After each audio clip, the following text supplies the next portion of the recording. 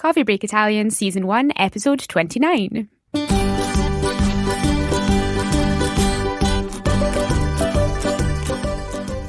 Ciao e benvenuti a Coffee Break Italian. Io sono Katie. Io sono Mark, come state?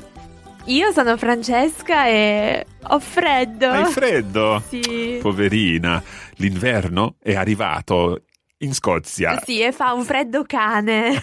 That's a great phrase. I think we've learned that one before. Katie, have we done that one before? Yes, I remember learning that one. Fa un freddo cane. It's a dog cold. Sì. It's very cold. Fa un freddo cane.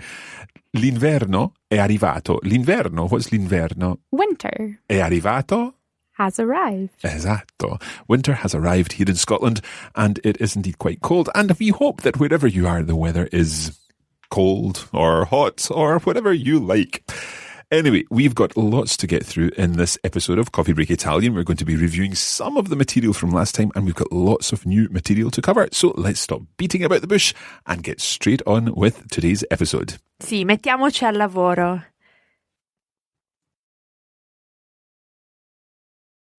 That is a great expression. Mettiamoci al lavoro. Let's get to work.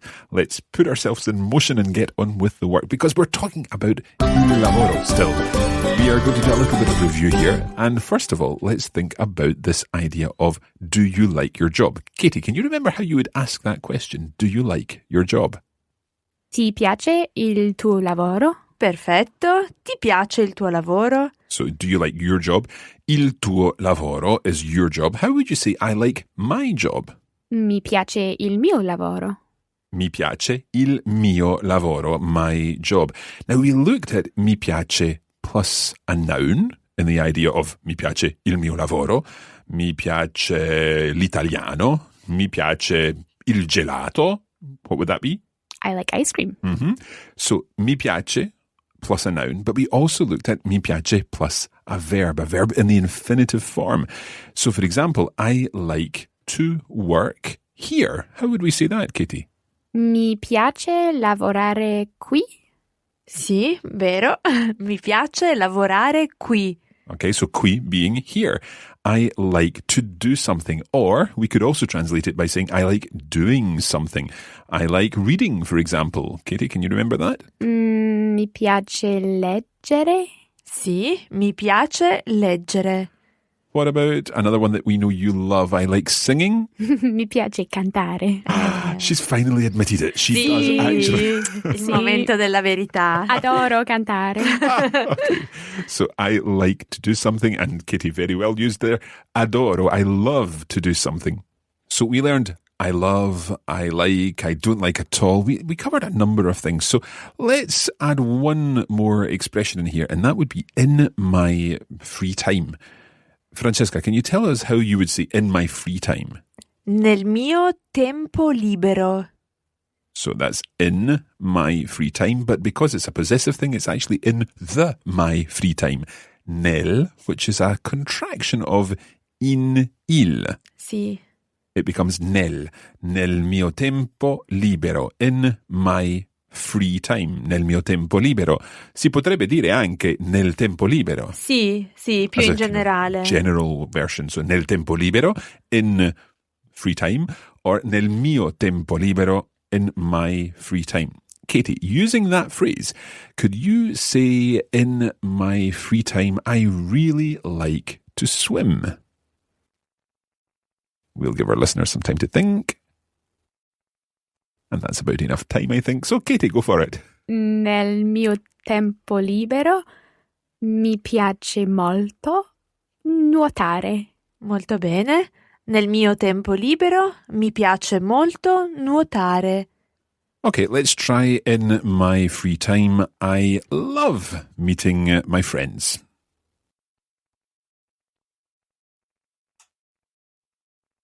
Okay, Katie? Nel mio tempo libero adoro incontrare i miei amici. Perfetto. Nel mio tempo libero adoro incontrare i miei amici. Well done, you spotted the I miei, my friends. Mi piace incontrare i miei amici. I like meeting my friends. Okay, So far, we've been looking at how you would say, I like doing something, or do you like doing something, or indeed, I like something, mi piace il mio lavoro, or do you like your job, ti piace il tuo lavoro. But of course, the tuo there is informal. It's a way of asking someone informally, do you like your job?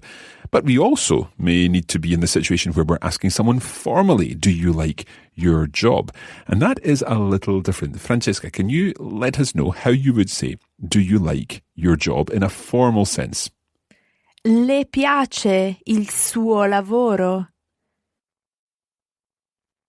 Let's hear that one more time. Le piace il suo lavoro? Le piace il suo lavoro? Now, the suo there is the same suo as his or her job. But the le is literally to you formally. So, le piace to you pleases. Le piace il suo lavoro. Do you like your work? Now, if you're writing that, you'll very often see le written with a capital letter and suo also written with a capital S. So, le piace il suo lavoro. It's the polite way of asking the question, do you like your job?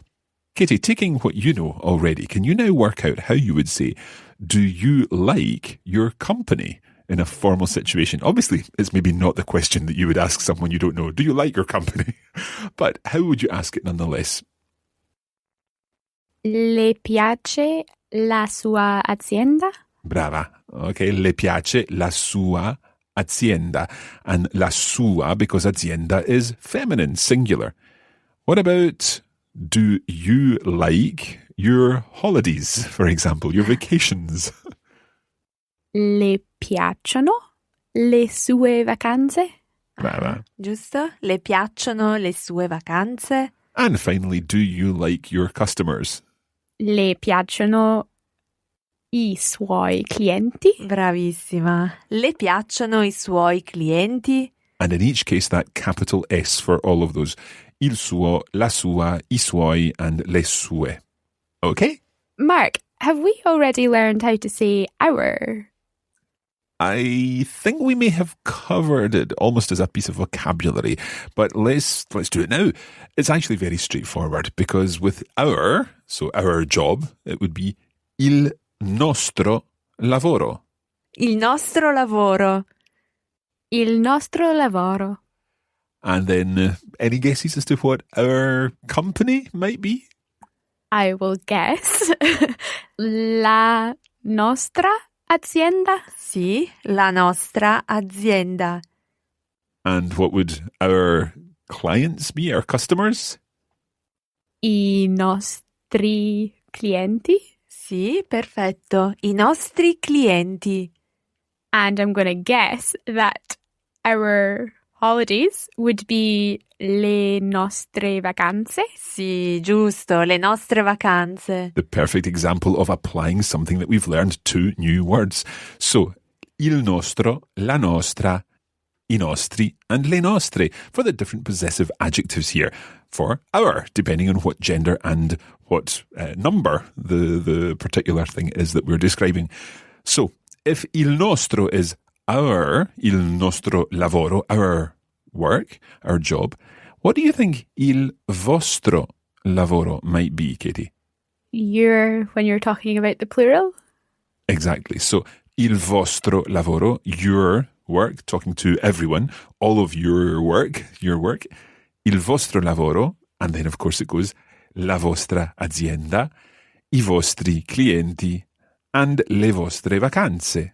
So your holidays, talking to a group of people, le vostre vacanze. Now, there's one other person that we need to talk about, and that is their, if we're talking about 2 people or more's holidays, job, work, and so on. And that's a little bit different. Francesca, it's good different, isn't it? Sì. Because there's only one word. It's only one, and it's loro. So, their job. Il loro lavoro. Their company. La loro azienda. Their customers. I loro clienti. And their holidays. Le loro vacanze. It does feel a little strange, and Katie's shaking her head here. It does feel a little strange not to change that one, but it's always loro. Okay. Great. Katie's not happy. Yeah, Katie doesn't seem happy. I suppose after we've learned all these patterns, then when you get one exception, it does change things a little bit. This is the only exception when we're talking about possessive adjectives. Va bene? Sì. Katie's still not convinced. Okay, let's move on, because I think that's the best thing to do in this situation. We've got a new topic. Francesca, what's our new topic that we're going to be looking at? Sì, la descrizione fisica. La descrizione fisica. Cosa vuol dire la descrizione fisica, Katie? Physical descriptions. Well done, because it's time to learn how to describe people or things using colours and sizes and everything else. Let's begin by thinking that we're talking about a person. So how would we say tall when we're talking about a man? Alto. So how would we say Michele is tall? Katie? Michele è alto. Exactly, we can use that word essere. So Michele è alto. And what about tall for a woman? Alta. Okay, we're going to use these same rules again, the same pattern here. So these are, again, adjectives. So in a sense, they're just like the possessive adjectives. This time it's alta. So, for example, Francesca is tall. Non è vero. No. Francesca è alta. So alto, alta. If we wanted to say then small, the opposite of tall, how would we say small then, Francesca? Basso. Or in your case? Bassa. Sì. Sorry. No, è vero. So, Katie, how would we say Francesca is small? Francesca è bassa. Oh, Francesca è bassa. Poverina. È vecchia. No. E anche grassa. Okay, right, we need to stop there, okay? First of all, Francesca said Francesca è bassa, so she's small, but then she said vecchia, which is of course nonsense. Vecchia, what would that mean, Katie? Old, maybe? Old, yeah. Vecchio for a man and vecchia for a woman. And then she said grassa, which again is nonsense. È vero. Oh. So grassa would be fat, yeah. So grasso. Francesca. Grasso for a man and grassa for a woman. What's the opposite of that, Francesca? Magro. Magro or magra. Sì. So we've looked at tall, which was? Alto. Or? Alta. We've looked at small. Basso. Bassa. We've looked at old. Vecchio o vecchia. And we've looked at slim. Magro. Magra. So in each of these, we change the O to the A for masculine into feminine.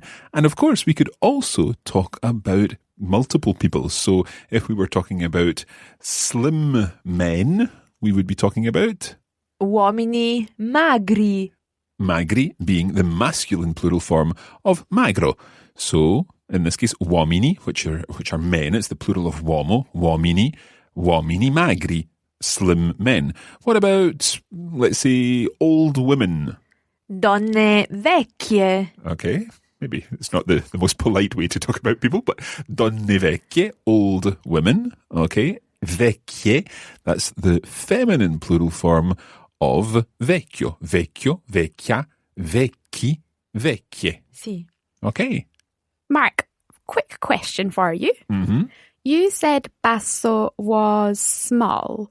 Mm-hmm. But we learned piccola azienda, a small company. We did indeed. Okay, so that's a very good point. When I'm saying small, I should probably be saying short, because okay. it's talking about people's heights. So alto or basso, referring to their height. Of course, piccolo is small, and the opposite of piccolo would be a big company we talked about. Oh, grande. Grande. So we've got piccolo and grande, meaning small and big. But when we're talking about people, it's basso for short and alto for tall. Okay, thank you. Okay. Let's think a little more about a couple of other adjectives. First of all, we've covered vecchio, vecchia. Let's do young. Sì. Giovane. Giovane.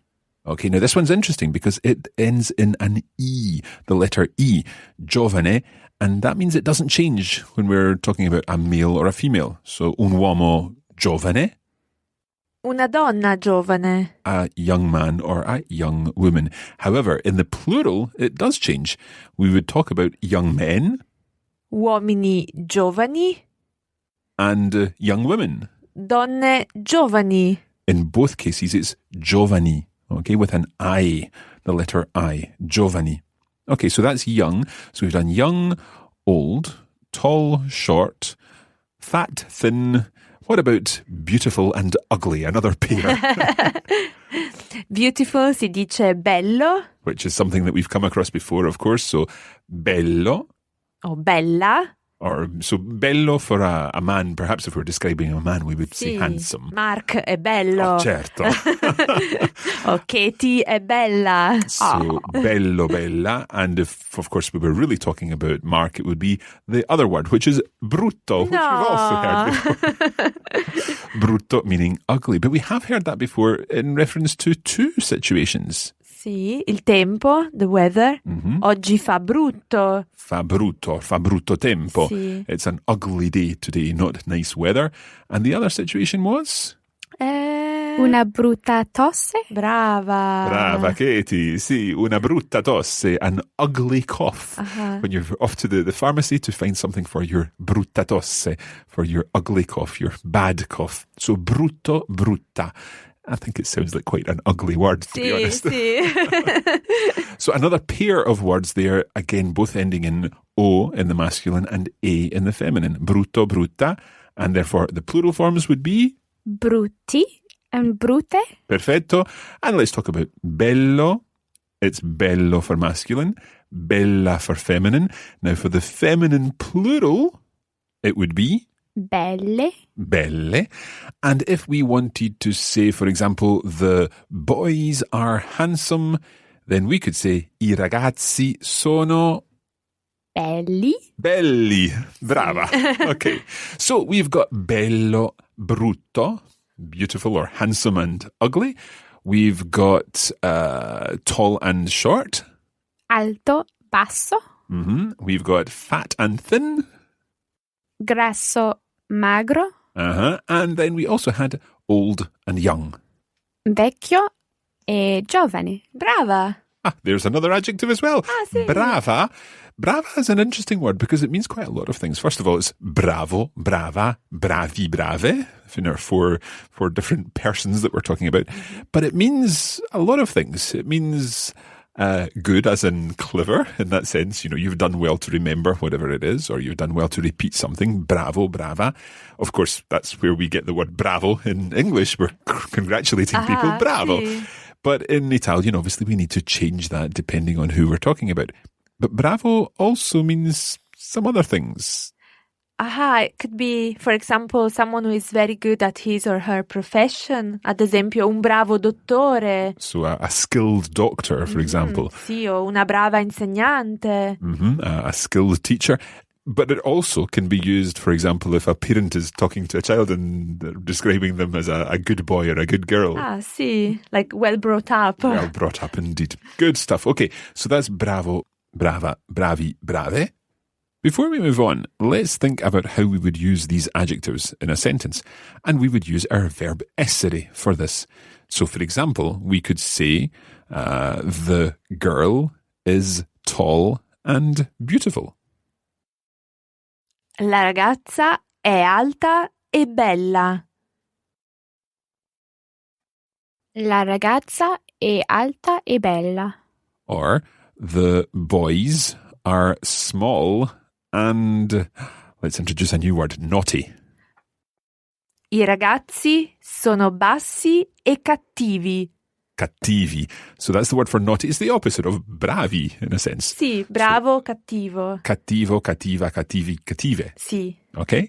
So cattivi, i ragazzi sono cattivi. The boys are naughty. I ragazzi sono bassi. I ragazzi sono bassi And naughty? e cattivi. E cattivi. Eccellente. So i ragazzi sono bassi e cattivi. Okay, so we use essere when we're describing someone, saying he or she is and whatever they are. But we also can use other ways to describe people, Perhaps for a physical description, we might want to talk about hair. How do you say hair in Italian, Francesca? Capelli. So capelli is actually a plural word. We talk about I capelli, the hairs, literally. Because, of course, when we're talking about someone's hair, there's more than one hair on their head. Normally, in my case, we're almost just at that one. But anyway, so I capelli, the hair. Now, if you want to say someone has brown hair, for example, let's say Katie has brown hair, you would say? Katie ha I capelli castani. So literally, that means Katie has the hairs brown. Sì. I capelli castani. Sì. In Italian, the adjective tends to go after the noun. Okay, so Katie has the hairs brown. Katie has brown hair. One more time. Katie ha I capelli castani. Katie, you can repeat this, but change it to I have. Ho I capelli castani. Brava. Okay, so I have, you have, he or she has, Ha. we have, Abbiamo. you all have, Avete. they have. Hanno. Perfetto. Okay, so let's change this around. If I wanted to say I have black hair, then I would say Ho I capelli neri. ho I capelli neri. So neri, that's the plural form of nero, meaning black. Katie, what would you say for yourself? Ho I capelli castani. Okay. And Francesca, let's imagine you're blonde for the time being, okay? So how would you say I have blonde hair? Ho I capelli biondi. So let's listen to that one again. Ho I capelli biondi. Biondi for blonde hair. And perhaps for me it would be more authentic if I said I had grey hair. Oh, un mix. But what would grey hair be? Grigi. Grigi. So ho I capelli grigi. Let's go through these 4 colours of hair first of all. So I have black hair. Ho I capelli neri. Ho I capelli neri. I have brown hair. Ho I capelli castani. Ho I capelli castani. I have blonde hair. Ho I capelli biondi. Ho I capelli biondi. And I have grey hair. Ho I capelli grigi. Ho I capelli grigi. Okay. And one other hair colour perhaps. I have red hair. Ho I capelli rossi. Ho I capelli rossi. Okay, so 5 different colours, but we also might want to talk about the length of our hair. So we could say I have short hair. Ho I capelli corti. Ho I capelli corti. Or I have long hair. Ho I capelli lunghi. Ho I capelli lunghi. And I have straight hair. Ho I capelli lisci. Ho I capelli lisci. Or I have curly hair. Ho I capelli ricci. Ho I capelli ricci. So now I'm sure that covers most of our listeners, hopefully. Everyone will be able to describe their hair colour or indeed describe someone else's hair colour. Just while we're talking about colour and before we go too far in this lesson, I'd like also to mention eyes. We already know the word for eyes. Katie, what's eyes? Occhi. Occhi. So I have blue eyes would be, Francesca? Ho gli occhi azzurri. Ho gli occhi azzurri. Okay, or perhaps we've got green eyes. I have green eyes. Ho gli occhi verdi. Ho gli occhi verdi. Or perhaps you have brown eyes. Now, this is a different brown from your hair. Listen. Ho gli occhi marroni. Ho gli occhi marroni. Now, time is marching on, and I think what we need to do now is move into the final segment of this week's lesson. We will come back to physical descriptions next time, and indeed be putting you to the test. But as a little precursor of that test, we are going to, well, we're going to do our Café Culturale, but it's going to be a Café Culturale with a twist. Francesca is going to describe someone, and using your knowledge of Italian and, of course, of Italian culture and society, you have got to guess who this person is. So let's begin our Café Culturale for today. Today, I'm going to describe a famous Italian to you, using some vocabulary we already know, and see if you can work out who it is. Allora, la data di nascita di questa persona è 15 aprile 1452. He had una barba lunga, a long beard, and he was scienziato, artista e inventore. La sua opera, his work, is very well known, and it includes L'uomo vitruviano, the Vitruvian Man, or L'ultima cena, the Last Supper, and Mona Lisa, which is also known as La Gioconda. So, avete indovinato? Have you guessed who it is? If so, please let us know on Facebook, and also let us know if there is something you like about this mysterious artist, any works or anything else you like about him or her. Indeed. Okay, so head over to Facebook for that.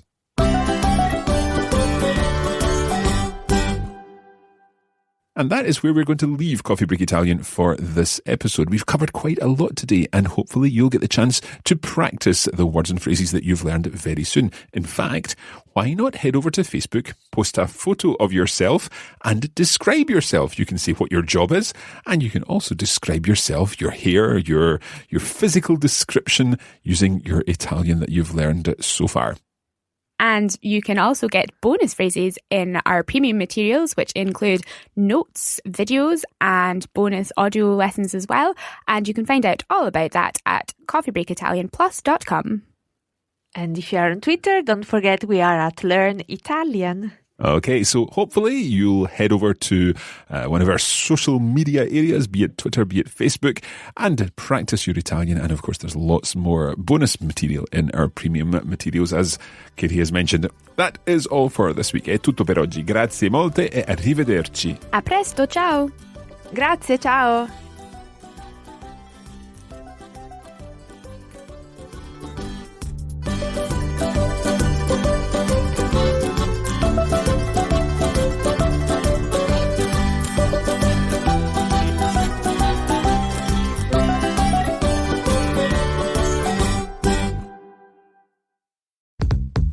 This is a production of the Radiolingua Network. Find out more at radiolingua.com.